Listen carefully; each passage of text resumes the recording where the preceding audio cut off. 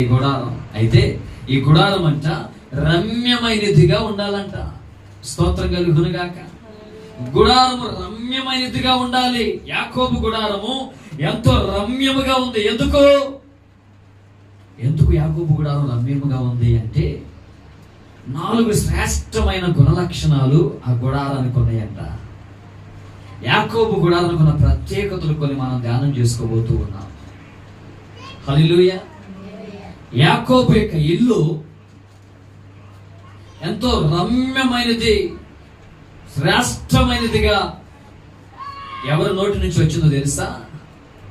ఏ వ్యక్తి అయితే ఆ గుడారాన్ని ప్రజలు శపించాలని వచ్చాడో అదే వ్యక్తి నోటి గుండా ఆశీర్వాద వచనాలు దేవుడు పలికించాడు. స్తోత్రం కలుగునుగాక. హల్లెలూయా.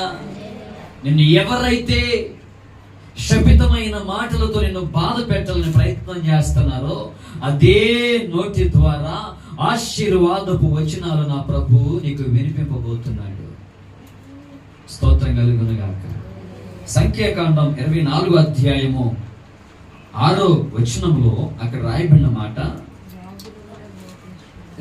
యాకోబు గుడారము ఎలా ఉందంటే మొట్టమొదటిగా వాగుల వలె అవి వ్యాపించి ఉన్నవి అని రాయబడింది.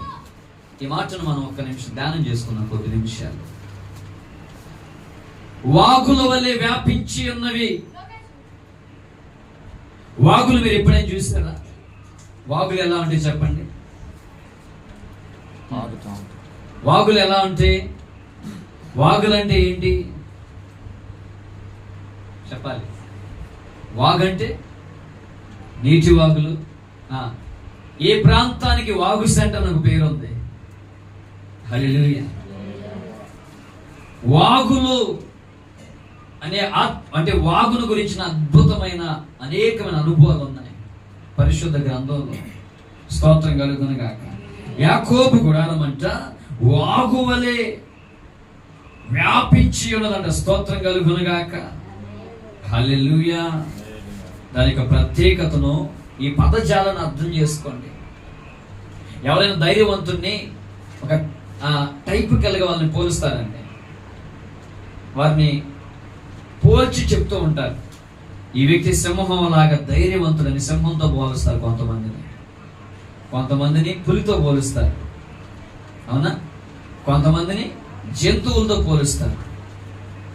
ఆ రీతిగా కొంతమందిని ఏం చేస్తారంటే ఆ వ్యక్తి యొక్క లక్షణాలను బట్టి ఒక గుర్తుని వారికి పెడతారు.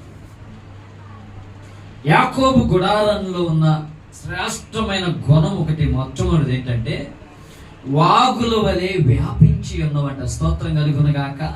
మన గుడారాలు, మన బ్రతుకులు, మన కుటుంబాలు వాగుల వలె వ్యాపించి ఉండాలని పరిశుద్ధాత్మ దేవుడు మాట్లాడుతున్నాడు. స్తోత్రం కలుగునుగాక. హల్లెలూయా.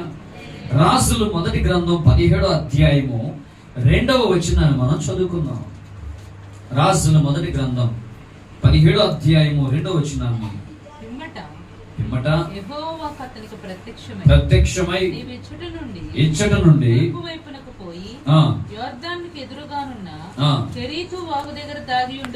కెరీతు వాగు దగ్గర దాగియుండుము. ఆ వాగు నీరు త్రాగుదువు. నేను కాకోలములకు ఆజ్ఞాపించుతునని తెలియచేయగా అతడు పోయి యెహోవా సెలవు చొప్పున యోర్దానుకి ఎదురుగానున్న కెరీతు వాగు దగ్గర నివాసము చేసెను. హల్లెలూయా. ఈ చదవబడిన సందర్భం మనందరికీ తెలుసు. ప్రవక్త ఏలియా కెరీతు వాగు దగ్గర ఉన్నాడంట. ఈ వాగులో ఉన్న గుణం ఏంటంటే దైవజనుని దాచిన వాగుగా ఉందండి. నా మాట మీకు అర్థమవుతున్నాయా? దైవజనుని దాచే వాగుగా నీ ఉండాలి. కరువులో దైవ సేవకుణ్ణి ఒక వాగు దాచిందండి, కాపాడింది. ఏలియా పోషించబడ్డాడు, ఆ వాగులో నీరు తాగాడు. హల్లెలూయా. కొన్ని దినములు ఆ వాగు దైవజనుని కాచింది, దాచిపెట్టింది, భద్రపరిచింది. నీ నా జీవితం ఎలా ఉండాలంటే తోటి విశ్వాసిని, మన తోటి వారిని దైవజనులను దాచేవారముగా మనం ఉండాలండి. అప్పుడు మనం యాకోబు గుడారం వలె రమ్యముగా ఉంటాం. ఏ శాపము ఏ కీడు నీ గుడారం మీదకి రాకుండా రమ్యమైందిగా ఉండాలి అంటే ఎలా ఉండాలంట? వాగుల వలె వ్యాపించాలి. వాగు నీరు ఒక చోటే ఉంటాయా? ఎలా ఉంటాయి చెప్పండి? వాగు నీళ్ళు ప్రవహిస్తూ ఉంటాయి. స్తోత్రం కలుగునుగాక. హల్లెలూయా. వాగు ఎలాగైతే దాచిందో మనము కూడా కరువులో పోషించే వారముగా మనం ఉందముగాక. అంటే ఆ వాగు ఒక సావుకుని యొక్క ఆకలి తీర్చిందండి. ఆ వాగు సావుకుని యొక్క దాహాన్ని తీర్చింది. ఆ వాగు సావుకుని బలపరిచింది. ఆ వాగు సావుకుని ధైర్యపరిచింది. స్తోత్రం కలుగునుగాక. ఆ వాగు సావుకుని ఆదరించిందిగా ఉంది. వాగుల వల్లే యాకోబు గుడారము వ్యాపించి ఉందంటే నీవు ఆదరించే వ్యక్తిగా ఉండాలి.